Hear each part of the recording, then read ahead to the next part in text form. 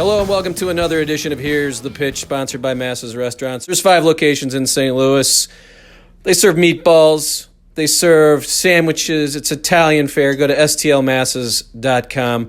I know someone who's a meatball. He's had a few meatballs in his life. He's hit a few meatballs. It's my good friend, Brian Jordan. Hello, Brian. Thanks for calling me a meatball there, Brad. Yeah, I've had plenty of meatballs in my life and hit a lot of meatballs out of the ballpark. You did hit a few meatballs out of the ballpark. We're going to talk about all of that. So how are you dealing with quarantine? Let me just ask. I always ask everybody, your hair looks good. You said you got a haircut, so good for you. I'm still a little shaggy myself here, but everything's good for you, huh? Well, it was very, very long because I was not taking any chances of, with the social distancing and the whole pandemic, man. I don't know who to believe, what to believe, but I don't want me or my family to take any chances. I definitely cover up with masks when I'm out in public. It's been tough. I mean, to be honest, I'm not working at this time with no baseball, no sports. But, I try to look at the positives, being with family and, hanging with the kids and, doing a little baseball and basketball, keeping them in shape. It's been fun. It's been really fun. And, my body it's made a difference in my body trying to eat right and staying in shape. So, but I need sports bad. What do you want most? I know baseball is where you work and you get paid, so that's probably first and foremost, but what do you miss? You missing NBA playoffs, a little hockey? Yeah, I missed the NBA playoffs. I'm a huge LeBron fan, and I was kind of pulling for those Lakers. And I knew it was going to be a good ending to a basketball season in playoff time. But unfortunately, everything is shut down. Hopefully, we'll see what the playoffs look like in September, October, whenever they're going to get to it. But, I kind of like the fact that the NBA is coming back at the end of July. So it's something to look forward to. I'm crossing my fingers with the negotiations of baseball and getting baseball back started. But, I give a lot of credit to MMA, UFC fighting. At least they're giving us something to watch with no fans and kind of getting you used to the no fans. I don't care right now. I just want to see, fights and championship fights live. And it's kind of been fun. I mean, I've been enjoying Korean baseball, Japanese baseball. I mean, those guys play late at night, but that's my baseball fix. I get a chance to watch those guys perform with no fans just to kind of get an idea of what it could be here. And, I'm impressed. Those guys are playing. They haven't had any problems that I know of yet. And hopefully we can get to that point here in the States. Yeah, 1994, you went through it, and we're going kind of through it again. We can't get these two sides to be on the same page. Where do you stand? Are you you used to be a player. There's obviously there's negotiations, but do you just say, "Come on, guys, get this together"? Let's. You could be the first sport out there right now. You could be the ones showing how to do this correctly. Well, it's frustrating because I've been through it, like you said, and I know the effect of, when you don't do it, the fans, they can be a big part of what it looks like when it's over. And we had a tough time in '95 coming back to baseball. Fans, they were angry, they were mad, and it really took the home run battle to bring baseball back. And so we finally got baseball back, and, I don't think they can afford to take that chance. I think they're going to have to figure it out, the owners and the players, some level, even ground, understanding the sacrifices that they all have to make. It kind of reminds me of 9/11 when I was playing with Atlanta and being the first team back in New York City. It was scary, but, it was a sacrifice I was willing to make. And to bring baseball back at that time, especially in New York, where the terrorists hit, just to see the smiles on the fans in New York. It was a tremendous game with Mike Piazza winning the game with that home run. To be a part of the families who had great loss through that, it meant something to me. And, it sticks with me for the rest of my life, that very night, what it felt like And to look at my teammates and the sacrifice we made to say, hey, let's do this. Let's be the first game back in New York. It's like that. I mean, the fans, the United States need baseball back on the field, and it's going to be a sacrifice that the players are going to have to make and the owners. So if they don't, I don't see baseball returning. It's going to take a huge hit for a long time. Yeah. So a lot of people have been passing the time by watching old videos, old sports games, but documentaries. Michael Jordan obviously had a wonderful 10-parter, but then coming up, there's this McGwire one. So I really was interested in talking to you because you were on that team. Did you ever go, hey, Mac, how about we just talk about winning? No, I'm just kidding. What was it like watching him do his thing, man? I mean, I was crazy because you look at the stats from you guys. Go ahead. What was it? I kind of lost you at the end, but it was a lot of fun. It was simply because, Mark McGwire is such a good to be a part of history. Who wouldn't want to be? A lot of people ask me, well, was it about trying to win? Well, heck, we were already out of it. We were a young ball club trying to come back. Tony La Russa's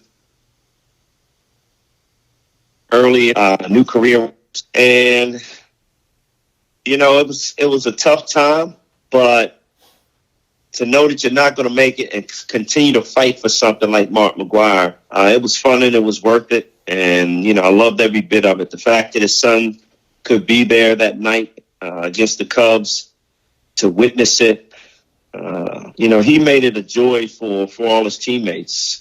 He knew how frustrating it was with all the media every night coming in, and, he took care of the players. I mean, he understood what we were going through. We understood what he was going through.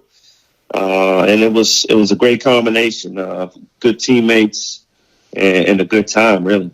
What's one of the craziest things that happened? Like, I know you guys had to kind of get rushed through like the back of hotels, through restaurants and kitchens, and because once the bus pulls up, everyone's there. I mean, what was it? What were some of the crazier stories that you remember from just the travel and that kind of that scene in August and September? Well, what the craziest thing was, when batting practice happened, it was a packed stadium just to watch batting practice of Mark McGwire. That was the frustrating part for me because Mark would hit these bombs out of stadiums and way out.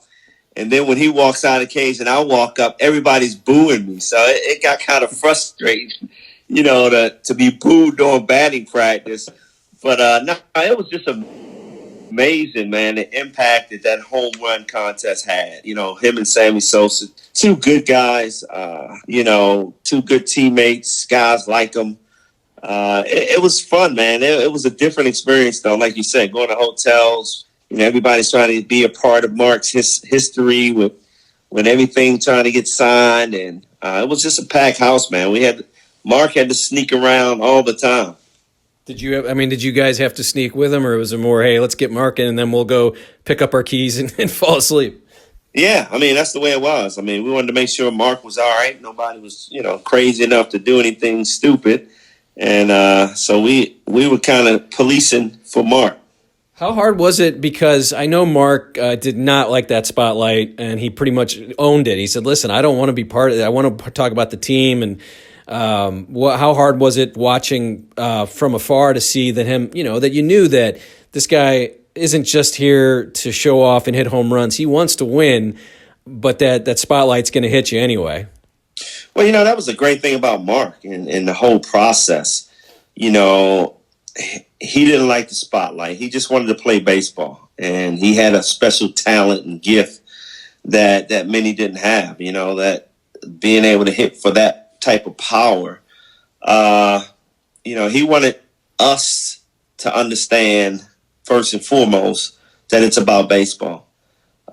He didn't want the spotlight, but we knew what was going to happen. And again, he's always looking out for us, our comfort level. And he was always communicating, man, hey, I'm going to take these interviews outside, guys. I don't want them near your locker and blase. he was that type of humble guy that looked out team first. And, he just felt like it was just another day. I just want to come in and have fun playing baseball with my teammates. But we all knew what it was all about. I mean, the media is the media, and it was a great story every day. And it couldn't happen to me or to a better guy, a better teammate, should I say. I've seen many batting practices, but I never saw him have to bunt or try to go to right field. Didn't you go, hey, we're trying to work on stuff here? He looked like he was working on hitting at 550 feet. Hey, with that type of gift, man, you better not bunt. Yeah, it was a fun year. What was the 62 night for you like? Just kind of, I mean, that felt like a playoff game. I was there, and it was just so different than any regular season game, but what was it like just being that build up, because the whole weekend you're home, you get to 60 and the Saturday, and then 61 on Labor Day, and then Tuesday's the last day before you guys go on a road trip, so he has to do it if he's going to do it in front of that whole little weekend, that time. What was it like going to the ballpark and being around it, and what did it mean to you just to be around it? It was a frustrating night for me because I had injured my wrist, and I knew how bad my wrist was, but I knew I wanted to be in the lineup, and I knew Tony La Russa wanted me in the lineup, but I told Tony, man, my wrist is killing me, and there's no way I can play. And, so we had that whole conversation before the game, and to not be in the game, I kind of sit back and say, dang, I regret that. I should have just tried to play with all the pain and get through it.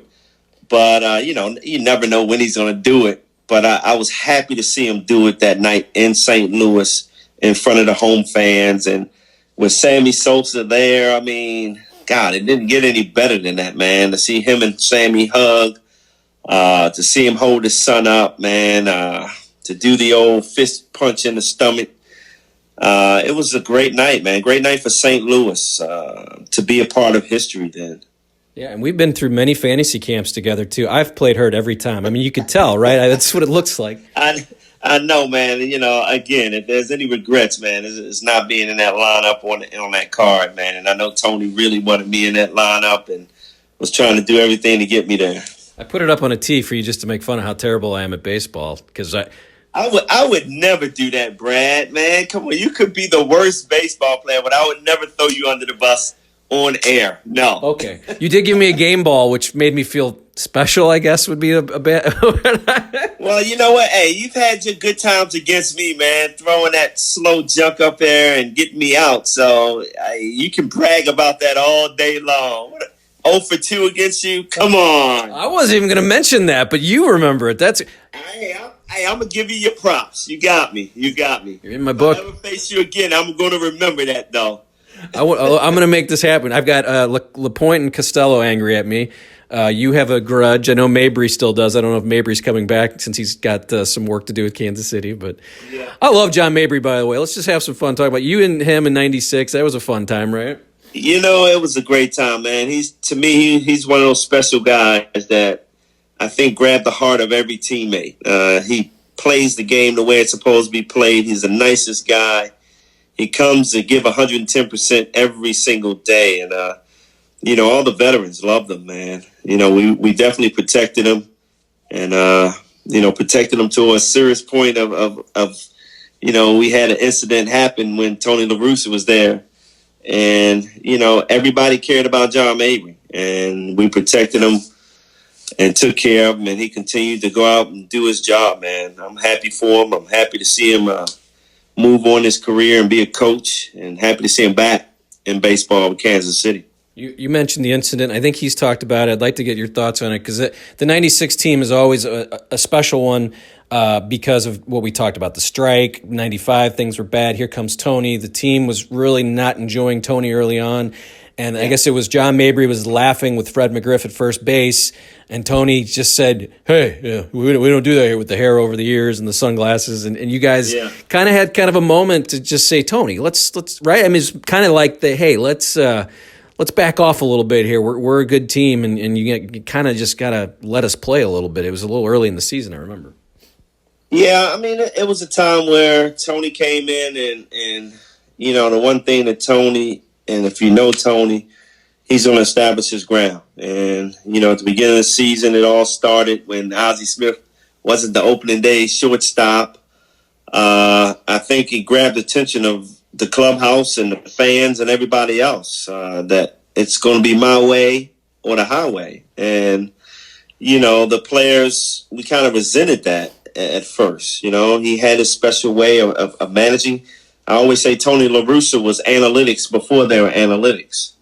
And a lot of guys like myself who were just athletes wanting to get on base, run, and make things happen, he had a different style. He controlled every aspect of the game.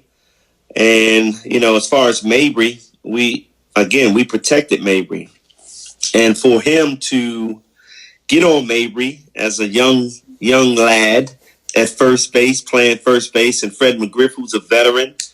And I know Mabry looks up to Fred McGriff. Everybody does. And if a veteran talks to you, you're gonna respond. That's just normal. That's the respect you have for other baseball players.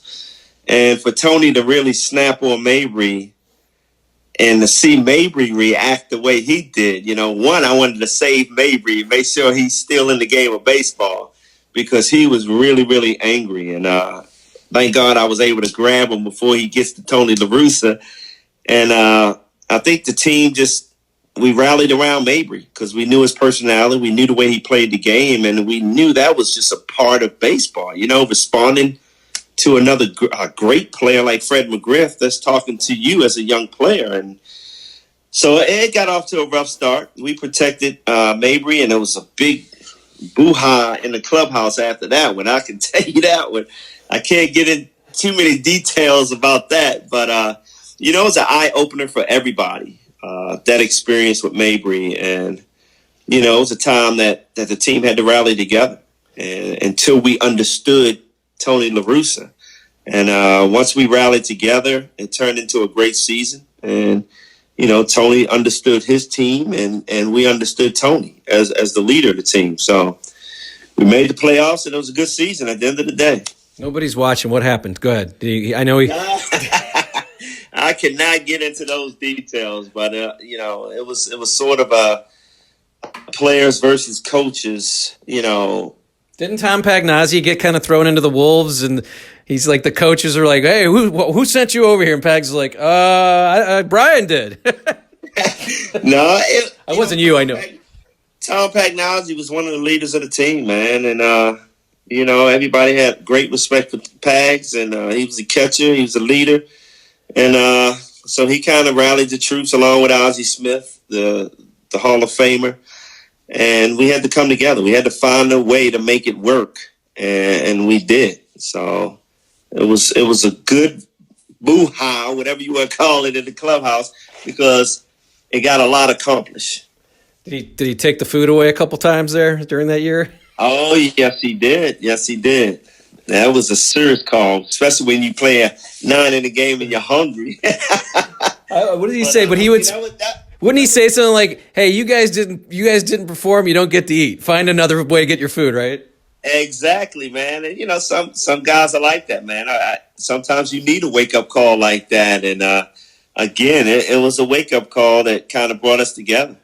I'm just so amazed by Tony, because he is one of these guys like Bill Belichick, and just players probably can't stand him, but in the end they walk away going, this guy knows what he's doing. He knows how to, and it seems like outside of Ozzie, there's a lot of guys, and Ozzie has his reasons, but there's a lot of guys who come away Mabry came back in 2004, Ray Langford came back in 2004.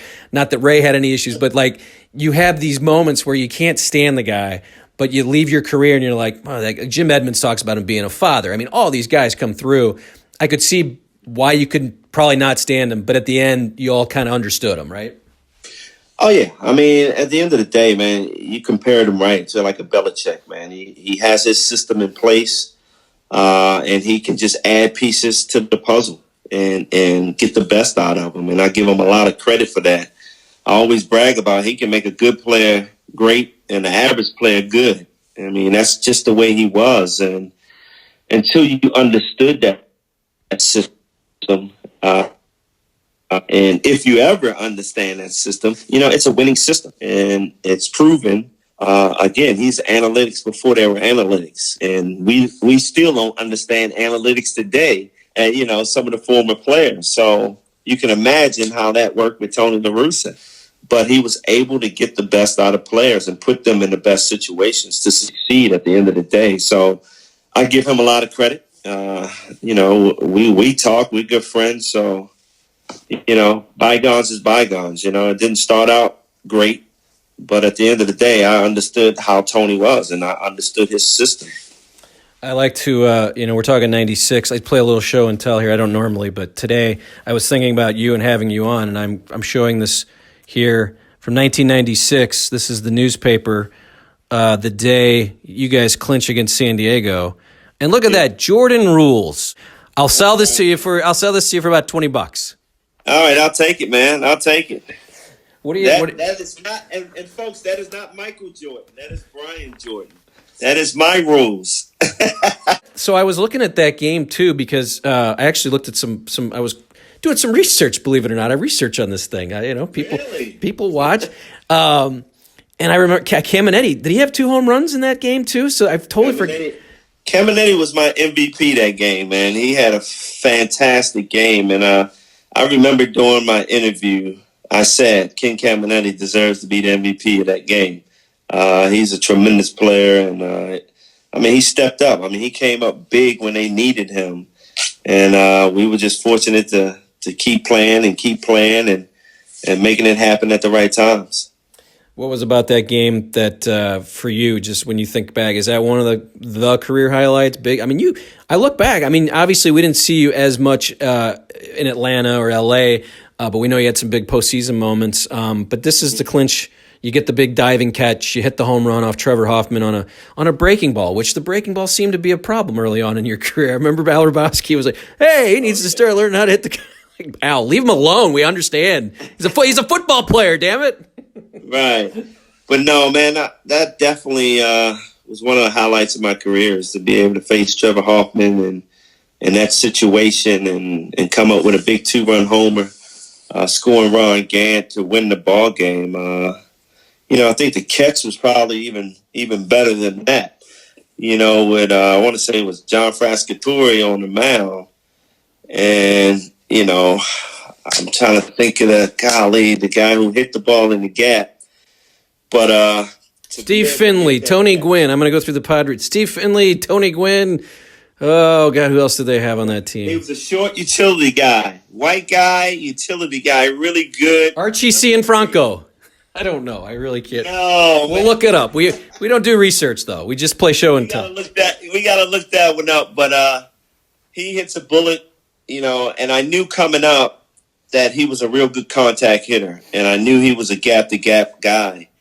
So I had him kind of cheating toward the gap and playing right field, and I just got a tremendous jump as soon as he hit it. And I was going to do whatever it took, which I did, laid out and made the catch. And once I made that catch, man, I knew we were going to win the ball game because, if they don't win with a shot like that in the gap, we're gonna win it. The odds are going our way, and sure enough, to come up with that big hit. It doesn't get any better than that. And early in my career, being that young, it was just a great feeling. And then the game against the Braves, Game 4. I don't think I've ever asked you about this, but man, that felt like this team's going to the World Series. I felt like that game, man. You got Dimitri Young doing his triple, and then you hit the home run off McMichael. Gives the Cardinals the lead in the 8th. You guys win. Eck points at the dugout. Everyone has told me that was it. The Braves said, you can't point at our dugout. Hey, when I went to Atlanta, that was the first thing I asked Bobby Cox. I said, when Eck pointed to you guys, was that the thing that woke you guys up? He said, exactly the thing that woke us up. John Smokes called a meeting right after that. And all of a sudden, the Braves were the Braves. Those big-time pitchers came through for them. And, with us, it was awesome. We were that close. But to have our young gun going in Game 7, that's a tough pill to swallow. Donovan Osborne, to put that type of pressure on him, it's hard to do. And, that close, man. I tell you, it was that close. And I really felt like we had a great chance against the Yankees. So I know a lot of people who watch or listen to these. If there is a lot, I think there is, but they're mostly Cardinal fans. But I watched a a documentary on the Dirty Birds, and I remember being a kid watching this team going, who the hell are these guys? I mean, you guys were definitely, you were dancing. It was right off the Icky Shuffle, so you had kind of that, the Bengals were doing the Icky Shuffle, but you guys took it to a new level.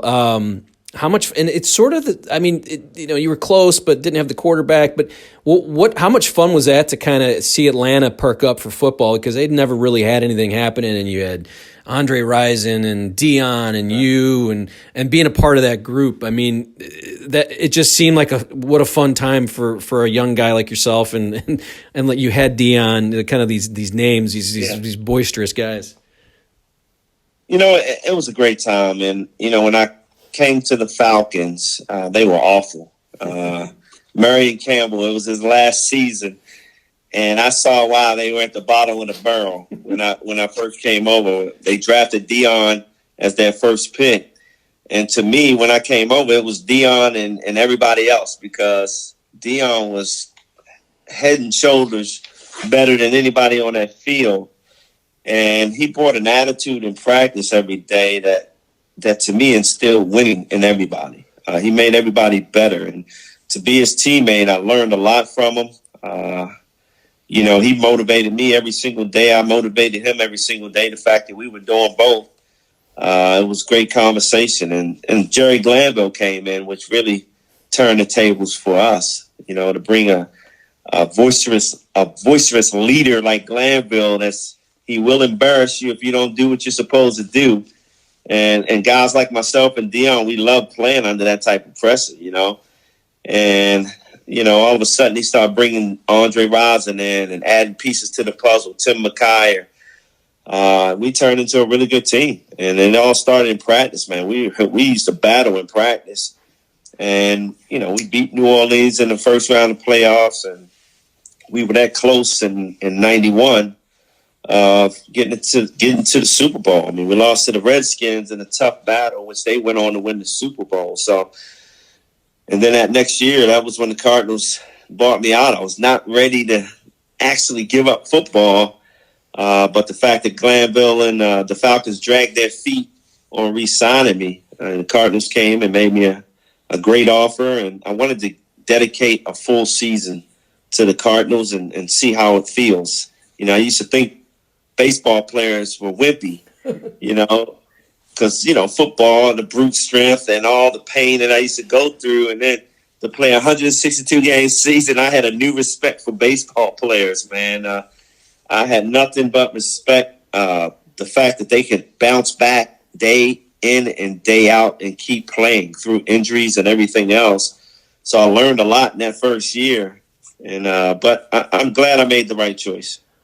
I get the chance to talk about some stories. I traveled for, I think, 3 years with the baseball team, the Cardinals in 06 and 07 and 08, and I couldn't handle it, just the travel. And I know all the fans are like, oh, but you're in a Ritz-Carlton and you're in the bus take. You're getting in at 4 a.m. I always remember seeing Albert Pujols and being amazed, because the game is hard enough, but all of this other stuff, and you still have to go through customs. You still have to go through the airport. You still have to carry your bags up to the plane.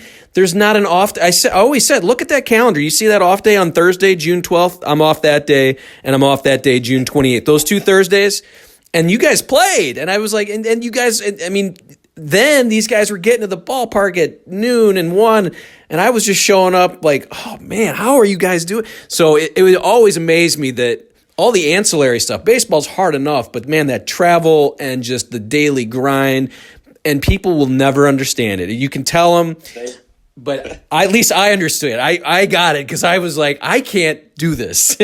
I went out a couple times with Isringhausen for drinks, and that took me out of a whole road trip. Like, I was done for the whole. I didn't think I was going to wake up, but no, I mean, yeah, it's not easy, man, and again, the fans look at that we're playing a game that we love, and everything is dandy. But like I tell everybody, if I could have worked a 9-to-5 job and make a lot of money like baseball players, I would have worked a 9-to-5 job, and because it does take a toll on you. Not just all the travel and all, but being away from your family. That was more important. You have young kids, and you're away 81 days a year.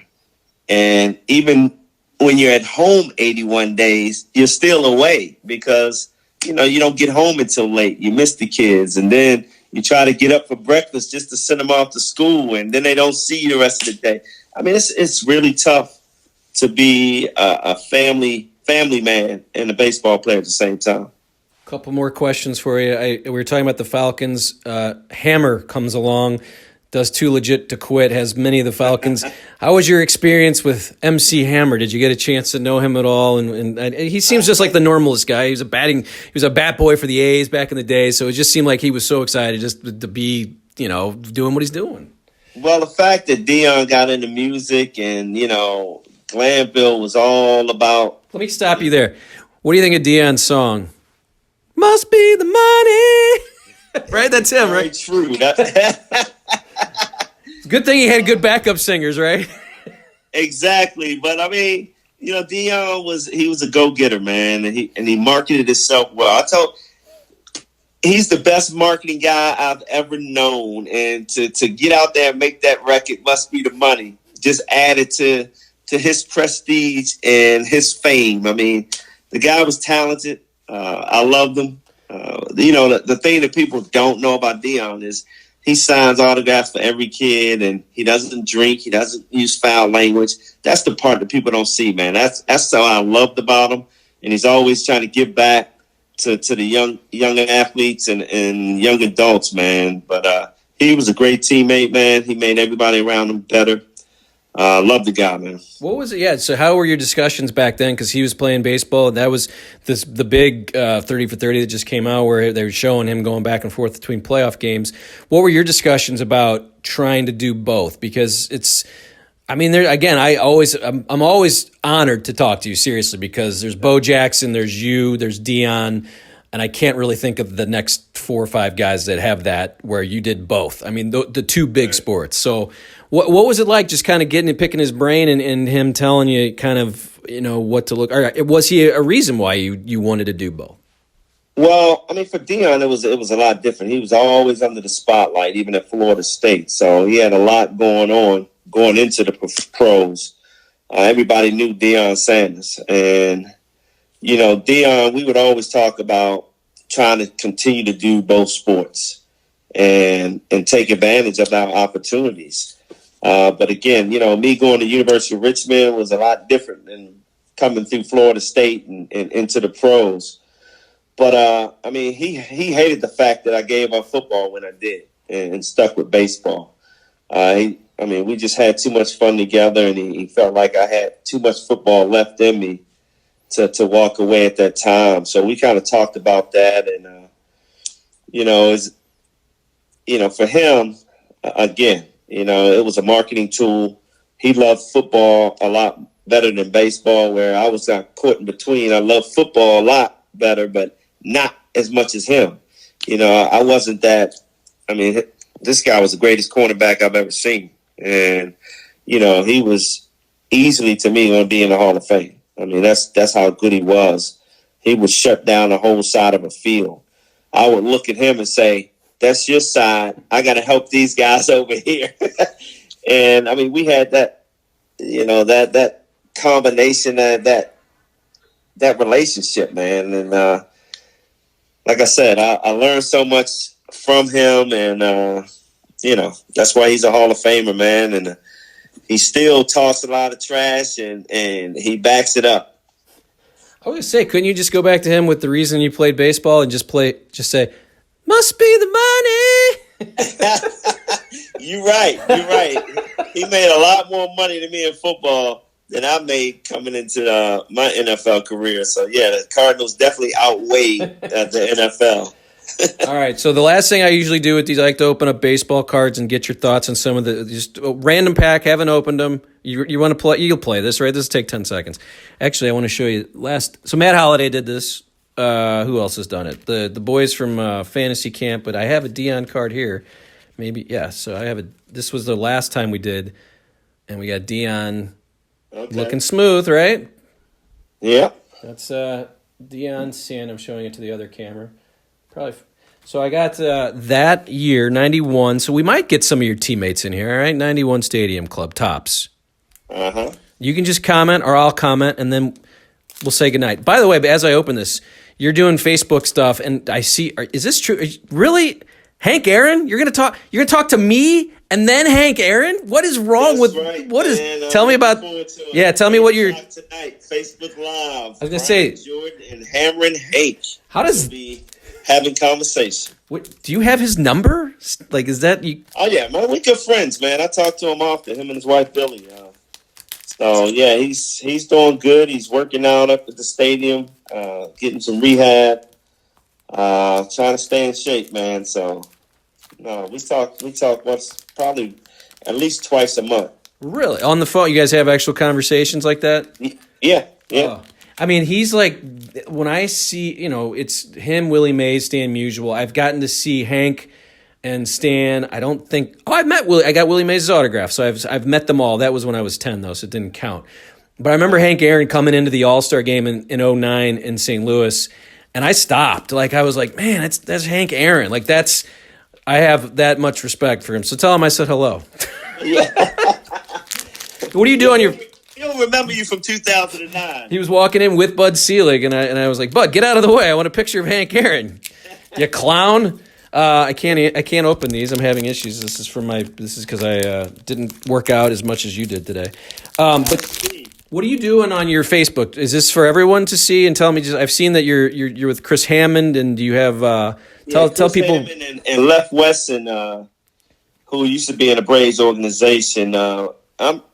We have a Live Pure product, which is an all natural product that we teamed up on, which I love. My immune system, I use the immune to cleanse my body. And, now that I'm over 50, I really work on cleaning my body out of all the crazy stuff I took, coming up. And this Pure product was started by Phil Knight and one of the two other owners, one that owns VegasNights.com or something like that, but it's three powerful founders of this health and wellness Pure product, man. And it's really worked great for me over the last 3 months. I'm in the best shape ever, man. I can't wait till fantasy camp come around. And I hope you're pitching against me because it's going to go way out. I haven't left the house since March 10th, so I think I'm coming down. I think I have to be there, and yes, I'll try to put on my jersey and see if it fits. So we'll be on with Hank tonight, and we'll also be on with part owner of the Yankees, and that is Cable. Last name's Cable. Killing me right now. Tom Cable, it sounds like, maybe. Am I right? No, maybe not. No, man. Oh my gosh. Crown Cable, that's where I used to do a couple public. Nothing. I'm telling jokes to myself. Crown Cable, it was the former cable company I used to work. Grant Cable. I'm sorry, his name is Grant Cable. He's part owner of the Yankees. So we'll have him on right after Hank, man. Just talking about baseball, what's going on. I know he's not going to give us too much, being that he's an owner and they're negotiating with the PA right now. So we'll see what I can pull out of him. I'll be watching. I want to see what you have in store with Hank Aaron. Now, not Hank Aaron is Daryl Ackerfelds. You remember him? No. Daryl Ackerfeld. He was a pitcher. Not much there, but we'll move on. This guy right here is he is a former. Well, now he's a manager. Got your thumb on the thing there, Brian. I don't know if you know that. Oh man, sorry. Dave Martinez. Yeah, we got the Nats manager. My former teammate with the Braves. Good guy. Move on. Actually, I have a story about it. I'll tell that one later. But one day, as kids, we were giving him so much trouble in the bleachers. He turned around and did an obscene gesture towards us. Dave Martinez did. I'll never forget it. Oh, great for him, man. It was not a finger either. That's why I like it. If you could have just turned around and done that, but there was more to it. And I'll just let people have their imagination. One of my all-time favorites. Used to live in St. Louis. That's Darryl Strawberry right there, the Dodger uniform. Oh, man. Did you get to know him at all? Yes, good guy, man. Glad to see him change his life around, and now he's preaching. So good to see that. Yeah, he met his wife at a church here in St. Louis. So that was we're proud of that. Look, I don't know who Carl Nichols is, but this is quite the baseball card. Look at that what's going on there? Hey, Carl Nichols, that's Ray Langford's uncle. Is that right? Yeah. Let's see if that says here. Well, I don't know Carl, but I wasn't sure who Carl is, if he's the guy, if that's Bagwell next to him there, or Carl's the catcher. But there's two people on his card. I'd be mad if I was Carl, and we'll tell Ray that he wasn't the catcher. He's the other guy. Oh, he's not even in the picture there. It's the catcher. I hope I find a Brian Jordan here. Luis Aguilar. This is a bad pack. We got Darryl Strawberry and kind of going a little. Okay, Steve Howe, a former Yankee. Steve Howe, yeah. Remember him? He had 5 or 6 different chances. He was kind of a tough guy to hit back in the day. Chris James, boy, Brian, I'm sorry. This is not going as well as I was hoping. I was hoping I could find a. Yeah, Chris James of the Giants. I remember him. This is the second time. I hate to bring us down, but this is the second card we've had of the guy who was on a boat and had an issue, Steve Olin. We'll move on from that because that's not real fun to talk about. Don Slott, man, this is a catcher pack, or I don't know. Don Slott, yeah. Huh? Did you? Yeah, these are all old guys. Mickey Tettleton. Oh, okay, got a good one here next. There's Mickey Tettleton. Okay, or he played with the Orioles one year. Yeah, and he was hitting the ball. All right, here's a good one. Teammate. U-City Zone, Bernard Gilkey. Bernard Gilkey. Tell me a Bernard Gilkey story, Brian, if you can. You know what? Bernard is one of my favorite friends of all time because when I came to St. Louis, they tried to give me his job. And he had earned it, been playing well. And next thing you know, he became the 4th outfielder. I move in, I start over him. And this guy would pull me aside and help me be successful. Although I took his job, not a lot of guys would do that. And that's when I knew he was a true friend. And he helped me through the tough times. I eventually ended up getting sent back down to AAA, taking his job because of the curveball, like you said, Brad. But that's what I'm throwing you. You're 0 for 2 in my book. That's what I got. That nasty 12-6, Uncle Charlie. But I learned to hit that one, so believe me, I will be ready for it. But no, he really pulled me aside, helped me tremendously, man, and became one of my best friends in baseball. Yeah, and he got traded and then had a really good year at the Mets. And with the Mets, man, yeah, he took off. The last one I have here is Hall of Famer, so that's a good way to end it. Roberto Alomar with the Toronto Blue Jays. Great career up until he spit on the umpire, man. Can't do that. Nobody ever forgets that. I want to show you the last thing I have is this 1997 thing. I've never opened them up. They were free cards, but let's just see what Brian Jordan looked like. You got Fred Bird. Okay, Fred Bird's there. So let's see what you had going on. Here's Tony with the sunglasses. So show that. He's got the fungo too. Did you ever get hit by the fungo? Did you ever knock you in the? He'd always tell us, "Oh, I'll hit you with the fungo if you keep it up back there." Really? Yeah. No, never got hit with the fungo. Delino, these are all in alphabetical order. Looks like Eck, Fossis, Gaetti. I don't know. Where's Jordan? H.I.J., right? Danny Jackson. Yep. I don't remember him being on. Should be after that. Yeah. That handsome fella. There he is. What's he doing there? He's got the. That was about 5% body fat, man. Where you at now? I'm about at 18 now. Yeah, I'm about. Can you get to 40 or 45? I think I'm right around there. Oh yes, you can. So I get to look at this picture. You got the earring going. Tell me a little bit about the swag, the flow. Were you into that? I know it's not a big deal, but you look good. Get some chains. Yeah, I had a couple chains, the NFL chain on representing, and I had that little earring in back in the day. That was in. You know, I never wear one. Gotta ask about Willie McGee in here too. This is one of your teammates. Give me a good Willie McGee story. I love Willie, and then we'll go. Willie McGee, man, he is awesome, man. I remember I did something stupid hitting wise, and he just came up, young blood. He called me young blood. Come in, and I mean, he would just talk to me straight up, get on my case. Him and Ozzie, man, they were hard-nosed on me, but they knew they had to be, and they brought the best out of me, man. And they were great mentors in my career.